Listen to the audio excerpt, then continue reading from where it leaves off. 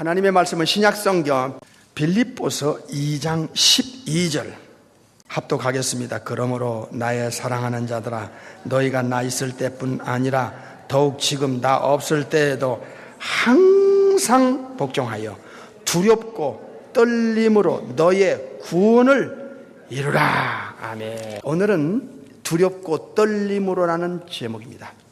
성경에서 우리에게 알려주는 아주 중요한 그 반복되는 사건들이 있는데, 그게 바로 구원의 문제에 관한 여러 가지 내용들이에요.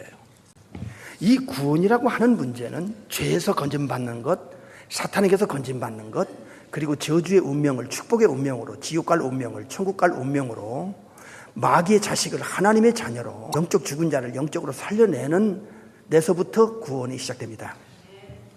여기서 끝나는 게 아니라 이제 그 여러 가지 천국 생활에서 필요한 모든 것을 예수님 한 분에 의해서 완전하게 해결해주고 처리해주고 보장해주는 것이 구원이라는 이 너무나 엄청난 단어입니다. 이 구원의 그 하나님의 마스터 플랜을 보면, 종합 계획을 보면 아주 중요한 한 사건에 대해서 강조합니다. 그것은 죄처리라고 하는 이 단어인데, 이 죄처리를 신약에 와서는 속죄, 속량, 대속이란 이 참 어려운 단어들을 쓰고 있습니다. 리트론, 아폴리트로시스, 엑사고라조라는 이 단어들은 십자가의 사건에 연결된 단어입니다. 즉, 죄를 어떻게 처리하고 어떻게 죄를 용서받아내는가 하는 이 문제를 가리킬 때 십자가의 사건을 반드시 연결시키고 있습니다.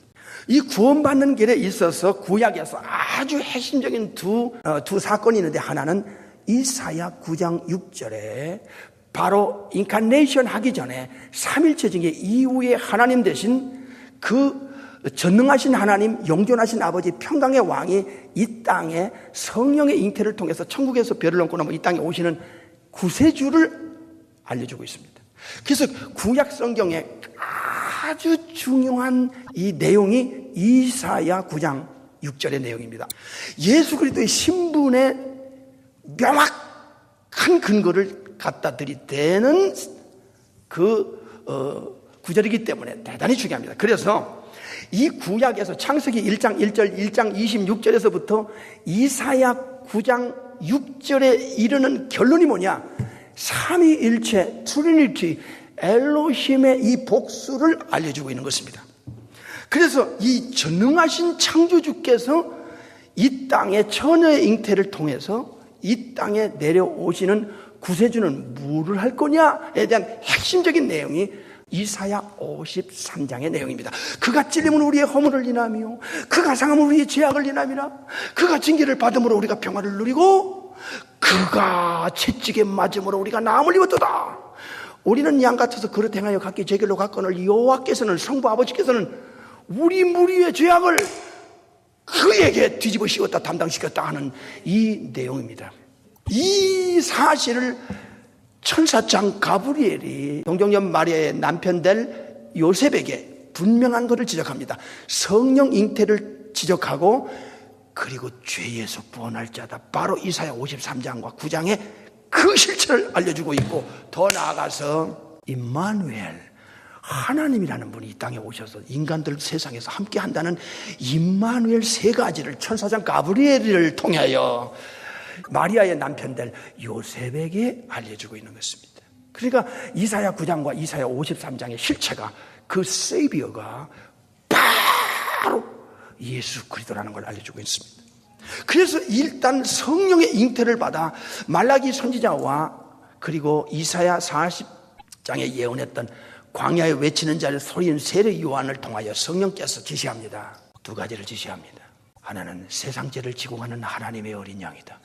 이사야 53장에 바로 그분을 지적하고, 또 하나는 저분은 지극히 높으신 하나님의 아들이다. 즉 The Father, The Son, The Holy Spirit 중에 The Son of the Living God, 살아계신 하나님의 아들, 이후의 하나님, 아이자야 9장 6절에 바로 그분이었다는 것을 세례 요한 속에 들어간 성령의 하나님께서 세례 요한에게 알려줍니다.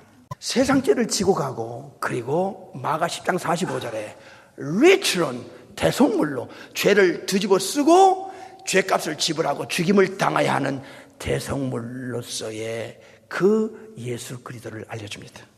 그래서 이사야 9장, 이사야 53장이 요한복음 1장 29절과 마가 10장 45절에 탁 증명을 되면서 이 네 가지가 구약과 신약이 연결됨으로써 인류의 죄 처리를 통하여 구원하게 하는 이 구원의 주, 구세주는 삼일체 중에 이후에 하나님이 요한복음 1장 18절 아버지의 품속에 계신 독생하신 하나님이 그 빌립보서 2장 6절에 아버지와 동등됨을 포기하고 자기를 낮추고 비워 십자가에 죽기까지 복종하여 아버지 앞에 버림당하고 그 죄값을 지불하고 죽으신 하나님의 어린 양, 십자가의 사건이 바로 내 죄를 가져가고 요한복음 1장 19절에 세상 죄를 지고 갈 때 내 죄를 가져갔다. 어떤 죄든 상관없어.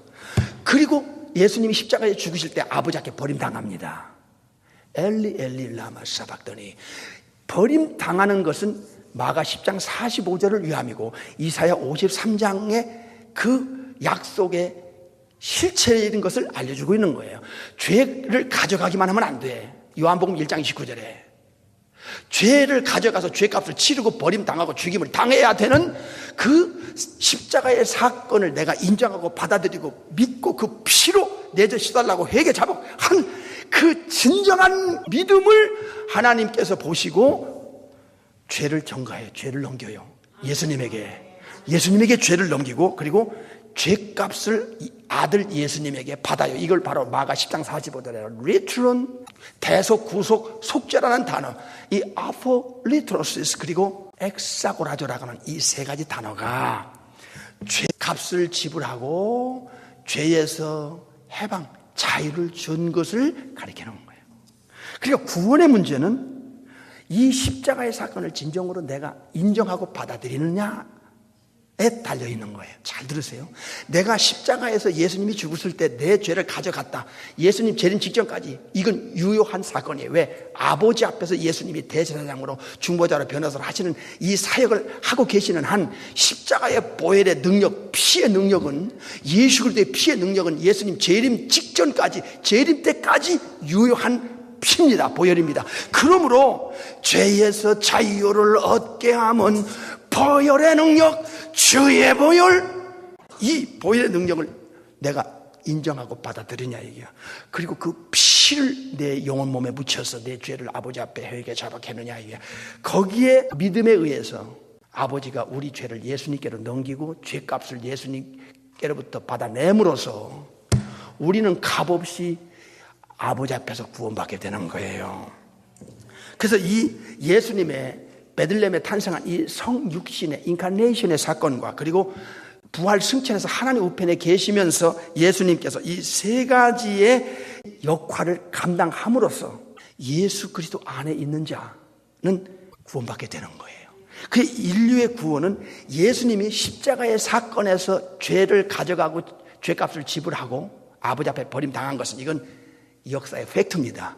이 사건을 인정하고 받아들인 후에 우리가 예수 믿는다는 그 사건 하나가 십자가의 보혈의 피를 내가 진정 인정하고 받아들인다는 겁니다. 이 피로 내 죄 씻어주신다는 것을 인정하고 받아들이고 믿는다는 거예요. 이거를 100% 받아들이고 믿는 사람에게 아버지는 예수님에게 죄를 넘기고 죄값을 우리에게 받지 않고 예수님께 이미 십자가에서 받았기 때문에 우리의 죄를 용서해 주는 거예요. 그래서 예수 믿기 전에는 이 죄 처리가 되지만 예수 믿어도 우리가 잔잔한 죄를 짓잖아. 안 지려고 하지만 자이든 타이든 본이든 죄를 약간 진다고요. 남을 미워하고 비방하고 또 이런 등등 해서 거짓말도 하고 그렇게 했을 때 그 십자가의 사건을 받아들이고 예수님의 피로 양심에서부터 성령께서 깨우쳐지는 죄를 아버지 앞에 예수 그리스도의 피를 가지고 회개하면 자백하면 요한일서 1장 9절에 누구든지 자기 죄를 자백하면 저는 진실하고 의로우사 우리 죄를 상하시며 모든 불의에서 우리를 깨끗이 한다는 약속이 그에게 적용되는 이 엄청난 사건은 대제사장, 중재 역할, 변호사 역할을 십자가의 피를 가지고 예수 믿는 사람들이 회개 자복할 때 아버지 앞에서 이 사건을 이 죄를 가지고 처리해 주기 때문에 예수 믿는 자 속에 약속하신 대로 성령의 하나님을 예수님이 보내가지고 아버지께로 받아서 보내가지고 거듭나게 만들어 하나님의 정식 합법적인 자녀로서 새 생명을 얻게 만드는 거예요. 아멘. 그래서 예수님이 하나님께로부터 죄 처리를 받아내서 완전하게 영생을 보장해주는 유일무이한 우주 밖에 우주 안에 예수님밖에 없어요. 그래서 예수님은 이 네 가지를 아버지께로부터 지금 하나님 앞에서 완전하게 받아내는데, 첫째로 죄의 싹을 십자가에서 지불했고요. 그래서 이 죄의 값을 지불함으로써 우리 아버지께로부터 죄인들에게 쏟아지는 형벌, 이것을 형벌에서 벗어나게 만들어요. 십자가의 사건이. 두 번째는 하나님의 진노, 죄인에 대해서 쏟아내는 이 공의로운 진노에서 벗어나게 만드는 것이 바로 예수님의 십자가의 사건이고, 천국에서 세 가지 직분을 사역을 감당하는 거예요. 바로 하이 프리스트, 어드보케이트, 그리고 메시티스 역할을 감당하는 거예요. 엄청난 일입니다. 세 번째는 아버지와 하나님과 예수님 안에서 화목을 만들어내. 이게 골로새서의 핵심입니다. 네 번째는 아버지께로 예수 믿는 사람에게 두 가지를 더 받아내는데, 거룩하다는 인정을 받아내고 로마서 4장 24절에 의롭다 하는 인정을 받아내요. 그래서 예수님을 통해서, 십자가의 사건을 통해서 또 하나님 앞에서 세 가지 직분, 대제사장, 중재자, 변호사 역할을 하심으로써 100% 우리를 천국에 데려갈 수 있도록 아버지 앞에서 인정받는 자로 우리를 세우는 거예요. 이게 예수 믿고 구원받는 이 복된 소식이에요. 이게. 그래서 예수님은 내가 아니고는 아버지께로 올 자가 없다. 이건 추루 진실합니다. 예수님 아니면 하나님이 받아줄 자도 없고 죄 처리가 안 돼요. 그래서 예수님 외에는 이 우주 안에 우주밖에 여러분의 영혼에 천국 가고 아버지께로 데려가고 아버지가 받아주고 하나님의 자녀로 삼아 천국을 보장받을 수 있는 이 길은 예수님 아니고는 이 우주 안에 우주밖에 없어요. 이 진실을 여러분이 과연 인정했는가? 그 중요성을 아는가? 그 엄청난 가치를 붙들고 괴로우나 즐거우나 예수님 따라가냐? 그 말입니다. 히브리서 7장을 보겠습니다. 히브리 7장 24절 25절 보겠습니다. 예수는 영원히 계심으로 그 제사 직분도 갈리지 아니하나니, 25절, 그러므로 자기를 힘입어 예수님을 힘입어 하나님께 나아가는 자들을 온전하게 완전하게 구원할 수 있다. 구원할 수 있다. 완전한 구원을 예수님이 줄 수 있다는 거야. 왜? 이는 예수님이 항상 살아서 예수 믿고 예수의 피를 의지하는 자들을 위하여 하나님 앞에 중재 역할을 해주기 때문에 예수님의 중재는 완전합니다. 완벽합니다. 자, 요한일서 2장 1절. 요한일서 2장 1절. 이게 변호사 역할이에요. 여러분을 아버지 앞에서 변호해주고 사탄의 그 고발, 고소를 무기력하게 만드는 이 변호사 역할을 예수 믿는 자를 위해서 아버지 앞에서 지금도 천국에서 하고 있어요. 잘 기억하세요. 듣고 잊어버리면 안 됩니다. 요한일서 2장 1절 2절 시작. 나의 자녀들아, 내가 이것을 너희에게 쓰면 너희로 죄를 범치 않게 하려 함이라. 만일 누가 죄를 범하면 아버지 앞에서 우리에게, 여기 변호사, 대언자는 변호사가 있으니 곧 의로우신 누구요?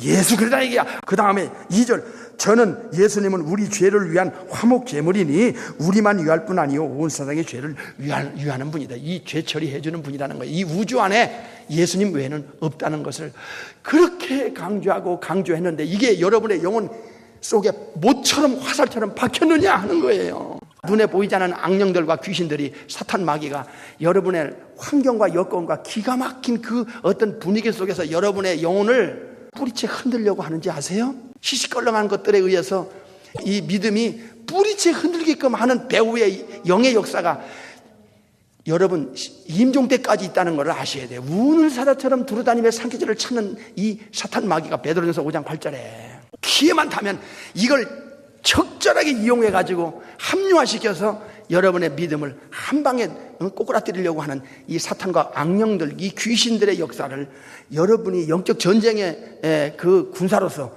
영적 분별이 필요해요. 오늘 설교 제목은 두렵고 떨림이라는 제목입니다. 진짜 예수 믿는 사람들은 이 땅에서 천국에서 확실한 증거와 보장을 받을 수 있는 근거를 갖고 있어요. 땅에서 천국에는요 생명책에 여러분의 이름이 일단 올라가요. 예수 믿고 구원받은 영혼에게는. 이게 천국의 호적입니다. 이 호적에 이름이 빠지면 이건 누구든지 목사 누구도 이건 직분하고 상관없고 연주하고 상관없어요. 천국 못 갑니다. 어디 갑니까? 불못이라고 했습니다. Lake of Fire. 이 불못, 이게 바로 죄인이 구원받지 못한 영혼이 영원히 가서 살 무시무시한 이 형벌의 장소 있게 했나. 여기에 내동댕이 쳐버립니다. 영혼을. 예수님이 천사를 통해서 내동댕이 치는 거예요. 던진다고 그래요. 불 속에 던진다. 마태 13장에 나와요. 풀무불에 그 영혼을, 이 더러운 영혼을 이 풀무불에 던진다는 말씀이 분명히 나오고 있습니다. 그러니까 예수 믿고 성령으로 거듭난 사람은 하나님의 합법적인 자녀라는 신분을 받으려면 이 땅에서 하나님의 새 생명, newness of life, 새 생명을 받고, 천국에는 호적의 이름이 반드시 예수님이 올려야 돼요. 그러니까 예수님이라는 문 자체가 여러분의 영원한 운명을 쥐고 계신 분이라는 것을 제가 그렇게 강조하는데, 이거 한 귀로 듣고 한 귀로 세면 안 됩니다. 우리가 임종 앞에 가면 확실히 체험할 것인데, 성경은 저만 안 떨어지고 다 이루는 이 진실된 말씀입니다. 믿으시죠?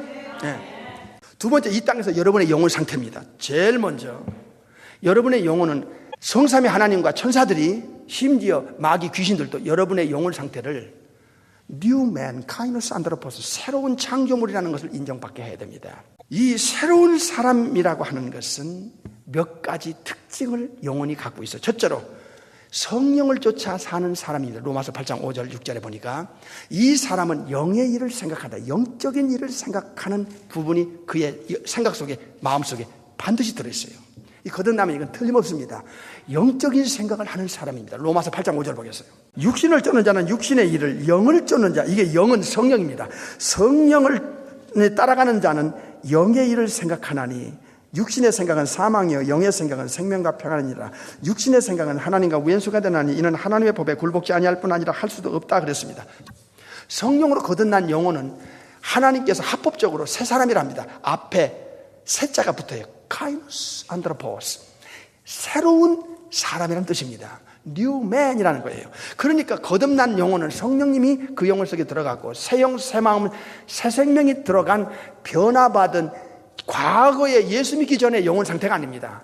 성령이 하나님이 들어가서 완전히 새로운 어떤 창조된 영혼 상태로 만들어 놨기 때문에 그의 영혼 속에는 성령의 디렉션을 받게 돼 있고, 잘 들어요. 그냥 교회나 들락날락하고 이렇게 주먹구구식으로 교회 다니면 이제는 안 돼요.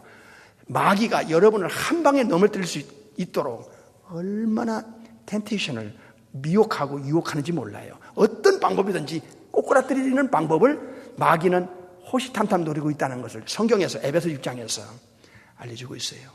베드로전서 5장 8절에서 알려주고 있어요. 자, 그러면 이 거듭난 자의 영혼 속에는 반드시 불신자가 없는 것이 있어요. 뭐냐? 성령을 따라 영의 생각, 영적인 생각을 하는 거예요. 영적인 가치와 영적인 분별력과 영적인 중요성을 하는 거예요. 이건 거듭나기 전의 영혼 상태는 전혀 이게 없어요. 없어요. 이 불신자들에게는 전혀 하나님의 뜻을 따라 살려는 게 없어요. 예수님이 어떤 분인가도 몰라요. 내세 전혀 의식이 없어요. 예수 믿는 가치에 대해서 저들은 전혀 이 중요성을 몰라요. 그러니까 교회를 다니다가 어느 날 예수님을 진짜 십자가의 사건을 내 사건으로 받아들이고 인정하고 그 믿고 그 피로 회개 자복하여 성령이 들어가서 거듭난 영혼은, 새로운 영혼 상태는 반드시 로마서 8장 5절이 그의 영혼 속에 있다는 거예요. 두 번째로, 이런 그 영혼 상태는요, 두 번째로 천국을 발견합니다. 잘 들으세요. 시간 관계상 제가 많이 반복했으니까 오늘은 말씀만 전하겠어요. 마태 13장은 천국장이라고 그래요. 천국장. 고전 13장은 사랑장이라 하듯이 마태 13장은 천국을 알리는데 아주 요약한 장이에요. 그 중에 11절과 44절이 중요해요. 천국을 아는 것에 허락을 받은 사람은 반드시 성경 말씀을 통해서, 예수님을 통해서, 성령님을 통해서 천국이 있다는 것에 대해서 확인합니다. 그의 영혼 속에 이 확인이 돼요. 확인이 어떤 경로를 통해서든지 천국이 있다고 하면, 예수님이 천국을 강조한 반면에 지옥도 대단히 많이 강조했어요. 그러니까 천국이 있다는 걸 발견하면 반드시 지옥도 있다는 것을 분명히 그가 인지하고 인식하고 인정하고 받아들여요. 그래서 천국 지옥이라는 이 죽음 저편의 세계, 지구 밖의 세계가 확실하게 존재한다는 의식이 그의 속에 들어가는 거예요. 그럼 두 번째는 천국이 있다는 것으로 끝나는 게 아니라 마태 13장 44절, 잘 들으세요. 이거 중요합니다. 제가 강조하는 것을 꼭 명심해야 돼요. 마태 13장 44절에서 천국을 발견한 사람은 자기 집의 전 재산을 팔아 감추인 보화를 산대요. 그러니까 이 세상의 사람들 중에 물질을 대단히 중요하게 여겨요. 애들도 노인도 마찬가지. 근데 그것보다 더 중요하게 여기는 건 천국 발견이라는 거야. 그러니까 천국을 발견한 사람은 천국의 중요성에 대한 인식이 이 세상에 그 무엇보다도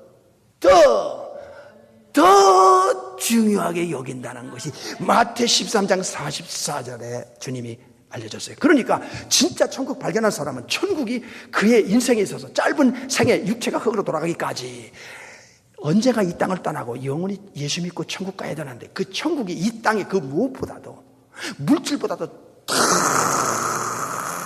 중요하다는 거예요. 이건 속일 수가 없는 거예요. 그러니까 세 번째는 이렇게 천국을 발견하고 천국의 중요성을 느끼고 영적인 가치와 영의 생각을 하는 사람들은, 이 본어게인 크리스찬들은, 즉 거듭난 새 사람은 이 생애를 이제 방향을 틀어버려요. 이 세상 사람들의 철학과 분위기와 삶의 목적을 가지고 자기 중심으로 물 마시듯 하면서 죄를 짓고 사는 사람들의 대열에서 스스로 빠져나와요. 좁은 길, 생명길, 협착한 길, 많은 사람이 가지 않는 이 생명길을 그가 넓은 길에서 빠져나와 간다는 거예요. 이 생명길은 예수님을 믿고 예수님 따라가는 길이에요. 하나님의 뜻을 따라 사는 길이에요. 그래서 많은 사람이 가지 않는다는 거예요. 이 길을 이 사람들은 대단히 자부심, 즉 프라우드하게 이 생명길 좁은 길을 가는 거예요. 왜 그래요? 영혼 속에 있는 본질을 그가 속일 수가 없기 때문에 그런 거예요. 넓은 길을 지멋대로 사는 길을 6일 동안 살면서 일주일에 교회나 들락날락 하는 것은, 이건 엄격하게 말씀드리면 가짜입니다. 가짜 신자입니다. 진짜 신자는 좁은 길을 가는 것이고, 진짜 신자는 영적인 가치를 느끼고 사는 사람이고, 진짜 신자는 천국의 발견을 하는 동시에 이 세상에 무엇보다도 영원히 가서 살 내 집, 내 나라, 창조주가 계신 곳에서 영생 복락을 누린다는 그것이 이 몇십 년에 살다가 육체가 흙으로 썩어지면 끝나버릴 이 세상 것과 어찌 비교할 수 있겠느냐 말이야. 그래서 사는 철학과 목적과 인생관 가치관이 근본에서부터 뒤집히는 거예요. 이게 진짜 신자, 진짜 크리스찬, 진짜 본어게인 크리스찬, 진짜 뉴맨 카이노스 안드로포스, 새 사람. 고린도서 5장 11절에 그리스도 안에 있으면 새로운 창조물이라, 피조물이라, 이전 것은 지나갔다, 야 보라 새 사람이 되었다고 했습니다. 천국을 발견한 사람의 이 본질은요 5가지가 있다는 거예요. 첫째로 본향을 사모하는 의식이 그의 영혼 속에 있어요. 거듭난 영혼, 새 생명을 받은 그 아버지께로부터 받은 그 천국의 본향을 사모한다는 거예요. 천국도 없이 아이고 막 천국이 있는지 지옥이 있는지 막 관심 없어 하면서 교회를 다닌다는 것은, 이거는 대단히 위험한 영혼 상태인 것을 제가 진단해 드리는 것이에요. 잘 들으세요. 예수 믿고 천국으로 인도하기 위해서 주의 종들이 존재하는 거예요. 이 땅에 교회가 존재하는 거예요. 교회는 주님의 몸이고 머리는 예수님이니까요. 두 번째로 고린도서 4장에 보니까 보이지 않는 것을 바라보고 있어요. 보이는 것이 전부로 여겼던 과거의 우리들이 예수 믿고 거듭나니까 이제 보이지 않는 것을 귀하게 여겨요. 성부 아버지 안 보입니다. 예수님 천국의 우편에 계셔서 안 보여요. 성령 안 보여요. 우리의 귀한 영혼 안 보여요.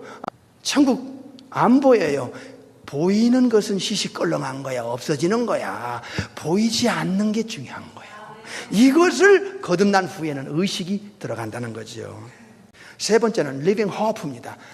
베드로전서 1장 3절에 산 소망이 있어요. 썩지 않고 더럽지 않고 쇠하지 않은 기업을 바라보는 living hope. 이게 예수 믿고 거듭난 자들에게는 공통분모로 있어야 된다는 거죠. 하나 더 있죠. 새 사람은, 영혼이 성령으로 뒤집어진 새 사람은 반드시 새 사람이라는 그 본질에서 나오는 삶이 있어요. 이거를 새 생활이라고 해요. 따라서 새 사람, 새 생활. 이 새 생활은요, 천국의 윤리와 천국의 기준과 천국의 법을 따르고 사는 사람들이에요. 그래서 이들은 이 짧은 생에 사는데 육신 문제 때문에 영혼을 팽개치거나 이 천국을 잃어버릴 수 있는 어떠한 것도 그들은 용납하지 않아요. 히브리 2장 3절에 보니까 이 큰 구원을 너희들이 등한히 여기면 어찌 피하겠느냐. 등한이라는 말은 소리 여기면, 우습게 여기면, 예수 믿는 이 엄청난 가치를 세상의 어떤 것에 의해서, 어떤 것도 마찬가지입니다, 소리 여길 경우에 오는 이 결과를 상상할 수 없다는 것이 히브리 2장 3절에 가르칩니다. 성경에는요, 이 천국을 가겠다는 대열에 꼈다가 중간에 탈락하는 자들이 많이 나와요. 즉 등배자, 진리도자, 배도자, 즉 아포스타시아라, 이 예수님을 배신하고 사람 따라가고 분위기 따라가고 물질 따라가고 적그리 따라가고 사탄 따라가는 사람들, 이 천국에 탈락하는 사람, 천국을 가기 위해서 그 대열에 섰다가 불행히도 예수 믿는 믿음을 포기하는 탈락자들이 많이 나온다고 성경에 가르쳐주고 있고, 실제로 그런 사람들은 성경 이름이 많이 기록되고 있어요. 히브리 12장에 망령된 자를 두려워하고 하나님의 은혜에 이르지 못하는 자들을 있을까 두려워하라 하는 거룩한 두려움이 있습니다. 고린도전서 9장 27절에 영계의 최고의 거장이었던 바울이 남에게 복음 전해서 예수 믿고 천국 가게 하지만 자기가 하나님 앞에서 버림당하여 천국의 대열에 탈락자가 될까봐 자기 자신이 거룩한 두려움을 바울도 가졌다는 것입니다. 베드로전서 1장 10절에 너희가 이 땅에 살면서 나그네로 있을 때 두려움으로 지내라. 신앙은 약간의 텐션이 필요합니다. 긴장이 필요해요. 타성과 안일무사는 신앙의 굉장한 위험을 초래하는 암적인 것들입니다. 고린도서 11장 3절에도 뱀이 그 간계로 이와를 미혹해 한 것 같이 너희 마음이 예수 그리스도를 향하는 진실함과 깨끗함에서 떠나 부패할까 두려워하노라. 신앙생활 잘하는 것 같더니 어느 날 어떤 이유, 어떤 목적, 어떤 핑계를 대가지고 신앙이 썩어버리는, 부패되는, 변질 타락하는 모조품 신자로 전락할 수가 있기 때문에 조심하라 이겁니다. 오늘 빌립보서 2장 12절에 두렵고 떨림으로 너의 구원을 이루라. 두렵고 떨림으로 너의 구원을 이루라. 구원의 절대 가치를 결코 소리 여기거나 방심하거나 타성에 젖거나 하지 말아라. 신앙의 경건성을 유지하라. 신앙의 성장의 지속적인 진보를 주님 앞에서 몸부림쳐라. 자기 관리에 실패하는 일이 없도록 하라. 계속 sanctification, 영적 성장의 이 성결한 삶을 살아가라. 그리고 성령의 열매를 맺고 예수님의 형상을 회복하는 일에 지속적인 몸부림을 쳐라. 너도 버림을 당할까 두려워하는 신앙의 자세를 가지고 돌다리로 두들려 가라. 천국에 도착하는 그날까지.